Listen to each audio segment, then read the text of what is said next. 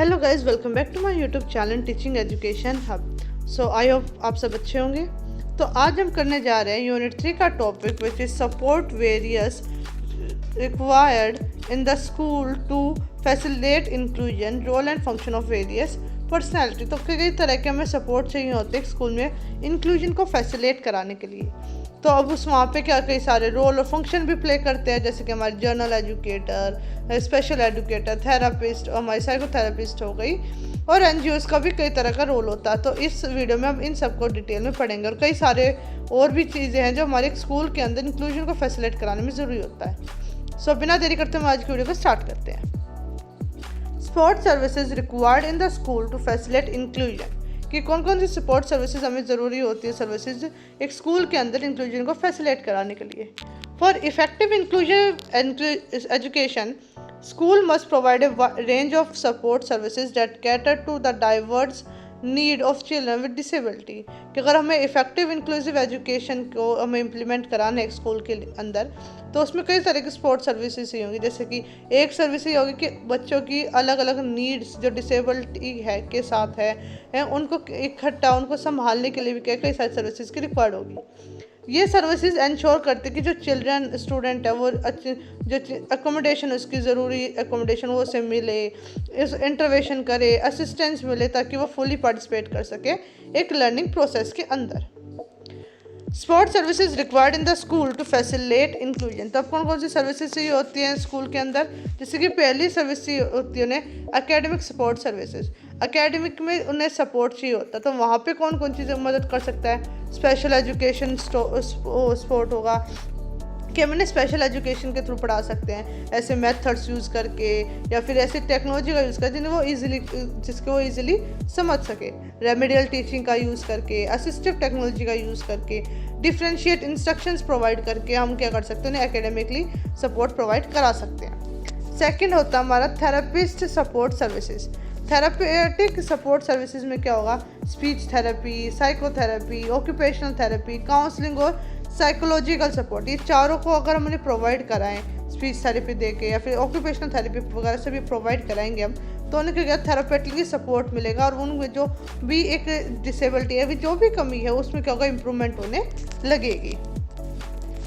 अब तीसरी क्या है? Accessibility and infrastructure support. अब हम देखें तो उन्हें इंफ्रास्ट्रक्चर में भी सपोर्ट प्रोवाइड चाहिए होता है कई बार, और एक्सेसिबिलिटी में जैसे कि वहाँ पे क्या हो? बैरियर फ्री स्कूल इन्वायरमेंट हो, एक्सेसिबल ट्रांसपोर्ट हो, क्लासरूम अकोमोडेशन हो, उनके लिए रैम्प्स हो, उनके लिए डिवाइसेस टेक्नोलॉजी अवेलेबल हो। तो ये क्या होगा? उनकी एक मीन है, उनकी एक ज़रूरत है जो क्या होनी चाहिए, हमारे स्कूल के अंदर इंक्लूड होनी चाहिए।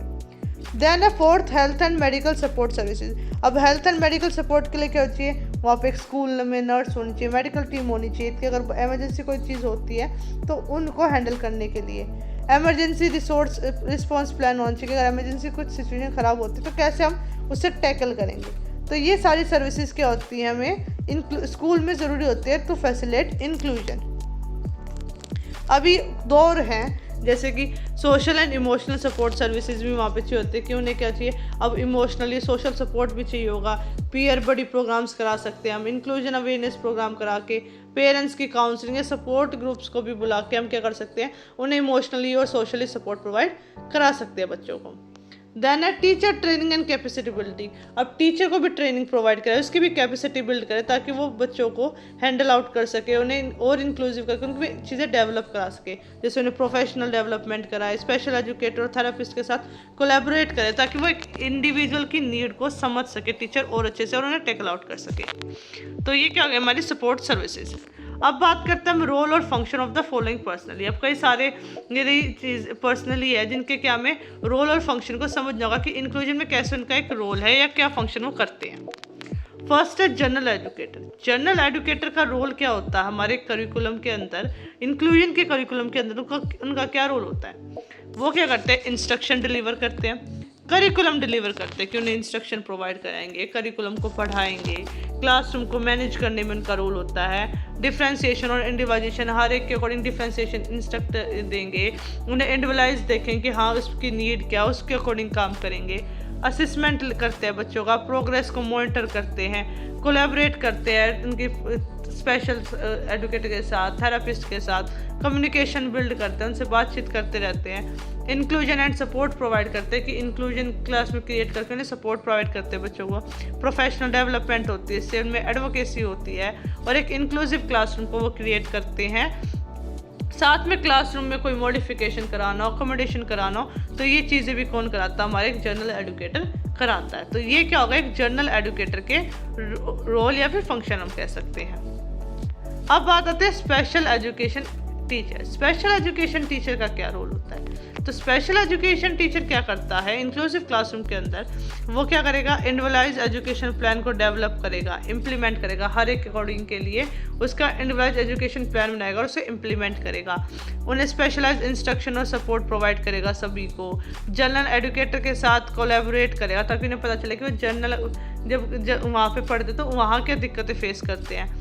असिस्टिव टेक्नोलॉजी का यूज़ करते हैं, रिसोर्सेज का यूज़ करते हैं, बिहेवियरल और इमोशनल सपोर्ट प्रोवाइड करते हैं बच्चों को, असेसमेंट कंडक्ट कराते हैं, ये प्रोग्रेस मॉनिटरिंग कराते हैं, इनकी फैमिलीज़ को, केयर गिवर को सपोर्ट करते हैं, इन चीज़ें समझाते हैं, एडवोकेटिंग फॉर इंक्लूसिव एजुकेशन और इंक्लूसिव एजुकेशन के लिए एडवोकेट करते हैं। तो ये क्या होगा? एक स्पेशल एजुकेशन का teacher.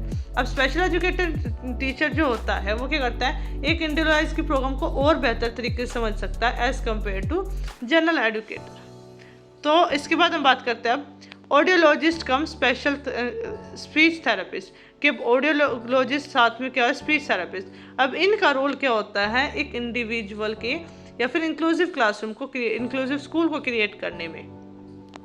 Assessing and diagnosing hearing and speech disorder कि वो क्या करते हैं? हियरिंग और स्पीच डिसऑर्डर उसको पहचानते हैं, उसको डायग्नोज करते हैं, पता लगाते हैं, एसेस करते हैं। फिर उसको स्पीच और लैंग्वेज थेरेपिस्ट देते हैं, लैंग्वेज थेरेपी देते हैं। फिर उनको क्या करते हैं? सपोर्ट प्रोवाइड करते हैं हियरिंग इम्पेयरमेंट के साथ। अब जैसे उनको कोई डिवाइस कर देना, कोई भी ये हियरिंग जिसे बेहतर सुनाई दे या फिर स्पीच उनकी और अच्छी हो, उनके लिए वर्कआउट करते हैं, टीचर्स के साथ कोलैबोरेट करते हैं, स्पेशल एजुकेटर के साथ कोलैबोरेट करते हैं कि ये करने से इसमें क्या होगी? बच्चे में स्किल्स दोबारा डेवलप होंगी, कम्युनिकेशन एनहेंस होता है, इससे सोशल स्किल्स बढ़ती है, पेरेंट्स और केयर गिवर्स को सपोर्ट करता है, साथ में बच्चे की प्रोग्रेस को मॉनिटर करके उसे इवेलुएट कराता है, एडवोकेसी होती है, अवेयरनेस फैलती है स्कूल्स के अंदर, और असिस्टिव टेक्नोलॉजी का भी क्या करता है? ये यूज़ करता है टू सपोर्ट द चिल्ड्रन को इंक्लूसिव क्लासरूम में और सपोर्ट करने के लिए उन्हें टेक्नोलॉजी दे दिया कि बेटा आप इसका यूज़ करते हैं। जैसे हम हियरिंग इम्पेयरमेंट के लिए हम यूज़ करते हैं, कान में एक मशीन लगाते हैं जिससे बच्चा क्या सुन सकता है, तो वो क्या हो गया? उसकी एक असिस्टिव टेक्नोलॉजी जिसकी उसे ज़रूरत है ताकि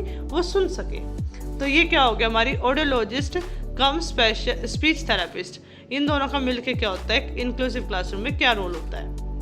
अब बात करते हैं साइकोथेरेपिस्ट। साइकोथेरेपिस्ट का रोल क्या होता है?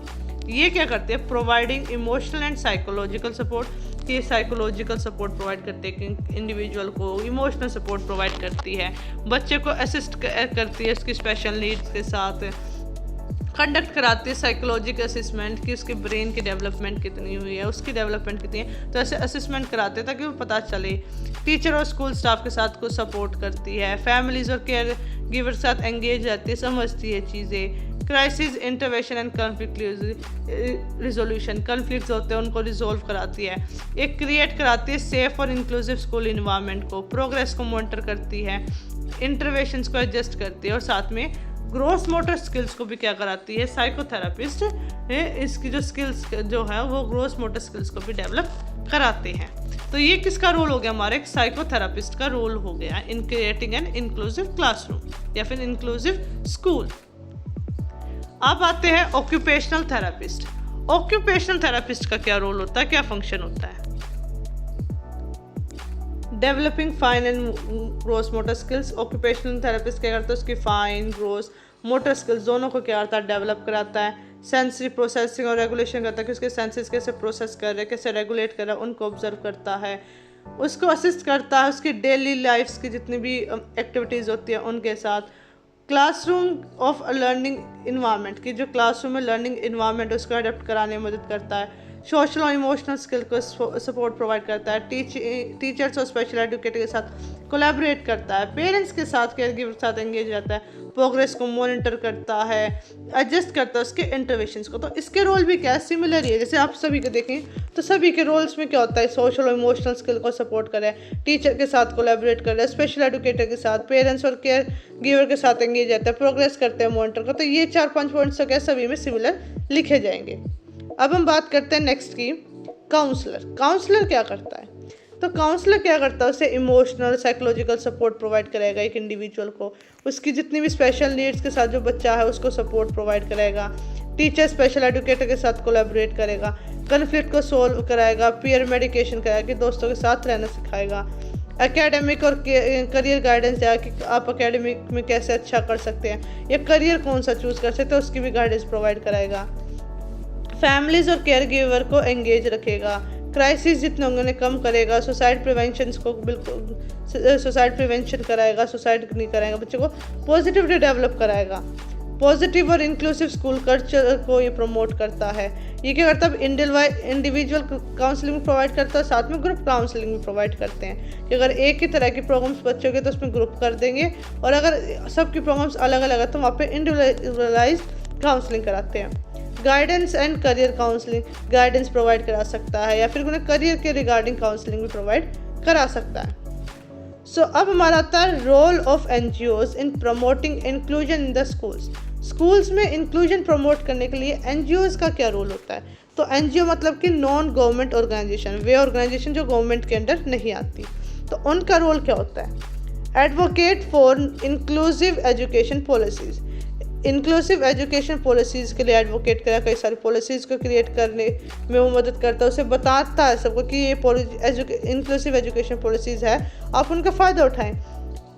Training teachers and support school staff, teachers को स्कूल स्टाफ को ट्रेन करता है, असिस्टिव डिवाइस प्रोवाइड कराता है, लर्निंग रिसोर्सेज प्रोवाइड कराता है, साथ में अवेयरनेस कैंपेन्स को कंडक्ट कराएगा, financial and logistical supports provide करा सकता है, फैमिलीज और केयर गिवर को सपोर्ट प्रोवाइड करेगा, स्कूल्स गवर्नमेंट बॉडीज़ के साथ कोलैबोरेट कर सकते हैं, स्पेशलाइज सर्विस को ऑफर करें, इंटरवेंशन को भी ऑफर करता है ये स्कूल्स को, ताकि वो इंक्लूजन प्रमोट हो उसके अंदर। रिसर्च एंड नॉलेज शेयरिंग, वो क्या करता है, एनजीओ रिसर्च करता है, अलग अलग चीज़ों का पता लगाता है और उस नॉलेज को फिर क्या करता है, वो शेयर भी करते हैं। अवेयरनेस एंड कैपेसिटी बिल्डिंग, वो क्या करते हैं, अवेयर करते हैं लोगों को, चीज़ों को बताते हैं और बिल्ड कराते हैं कैपेसिटी को। तो ये क्या होगा, हमारे एक एनजीओ का रोल हो जाएगा इन promoting inclusions in the schools. Now talk about the conclusion. Conclusion क्या निकलता है कि facilitating inclusion in school requires a range of support system and the active involvement of various personality, कि अगर हमें एक इंक्लूजन को स्कूल में इम्प्लीमेंट कराना है, फैसिलिटेट कराना है, तो कई सारी चीज़ों का सपोर्ट चाहिए होगा और एक्टिव इन्वॉल्वमेंट भी चाहिए होगा कई सारी पर्सनैलिटी का, जैसे teacher, special educators, counsellor, therapist, support staff, ये सब क्या बहुत इंपॉर्टेंट रोल प्ले करते हैं एक बच्चे की एकेडमिक, इमोशनल, सोशल नीड को पूरा कराने में। Collaborating efforts and clearly defined function ensure a nurturing inclusive environment where every student can succeed। अगर साथ मिलकर सब काम करें और उनके फंक्शंस को क्लेरिफाई रखें तो बच्चे का जो लाइफ में सक्सीड होगा वो क्या होगा, वहाँ पे स्कूल इन्वायरमेंट उसका इंक्लूसिव होगा, न्यूट्रिंग होगा, बच्चे की अच्छी परवरिश होगी। So thank you guys, I hope आप सबको ये टॉपिक समझ में आएगा। अब हम मिलते हैं नेक्स्ट टॉपिक में, जब तक के लिए बाय बाय।